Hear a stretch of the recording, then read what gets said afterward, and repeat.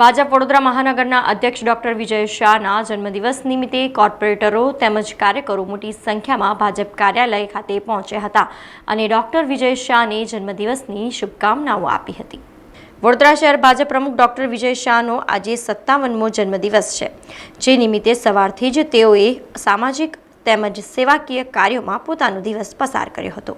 સમી સાંજે તેઓ સયાજીગંજ સ્થિત મનુભાઈ ટાવર ભાજપ કાર્યાલય ખાતે આવી પહોંચ્યા હતા, જ્યાં વડોદરા શહેરના કોર્પોરેટરો તેમજ કાર્યકર્તાઓ મોટી સંખ્યામાં હાજર રહી તેમને પુષ્પગુચ્છ, ભેટ, મોમેન્ટો વગેરે આપી તેમને ફૂલોના હાર પહેરાવી તેમનું અભિવાદન કર્યું હતું અને જન્મદિવસની શુભકામનાઓ આપી હતી। આ તબક્કે ડોક્ટર વિજય શાહે મીડિયાના માધ્યમમાં પોતાની પ્રતિક્રિયા પણ આપી હતી। મારું સૌભાગ્ય છે કે વડોદરા મહાનગરના ભારતીય જનતા પાર્ટીના કાર્યકર્તાઓ, નગરજનો એ દર વખતે મારા જન્મદિવસની ઉજવણી અલગ અલગ રીતે કરે છે। આજે ઘણી બધી સેવાકીય પ્રવૃત્તિઓ સવારમાં કરવામાં આવી અને આજે કાર્યકર્તાઓને અહીંયા મળવાનું આયોજન એ કાર્યાલય ખાતે કરવામાં આવ્યું છે। ભારતીય જનતા પાર્ટીના બધા જ કાર્યકર્તાઓના જન્મદિવસની ઉજવણી એ માત્ર ને માત્ર સેવાકીય પ્રવૃત્તિઓથી થાય એવો એક સંકલ્પ ભારતીય જનતા પાર્ટીના અમારા યશસ્વી પ્રદેશના અધ્યક્ષ માન્ય પાટીલ સાહેબના માધ્યમથી કરવામાં આવ્યો છે। વડોદરાના કાર્યકર્તાઓએ પણ એમનો આ સંકલ્પ પૂર્ણ કરવા માટેનો પ્રયત્ન કર્યો છે।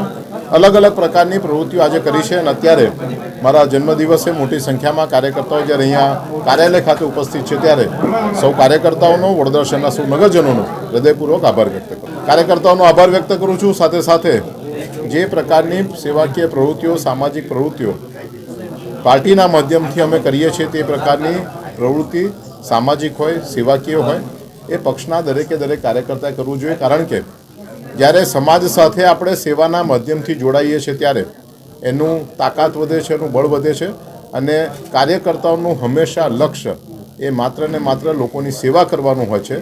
સત્તા એ આપણને ત્યારે મળે છે કે જ્યારે આપણે સેવાકીય પ્રવૃત્તિઓમાં જોડાયેલા હોય છે। માટે બધા જ કાર્યકર્તાઓને સેવાકીય પ્રવૃત્તિ નિરંતર પોતાની તાકાત, પોતાની શક્તિ પ્રમાણે ચાલુ રાખવાની એવી મારી વિનંતી છે।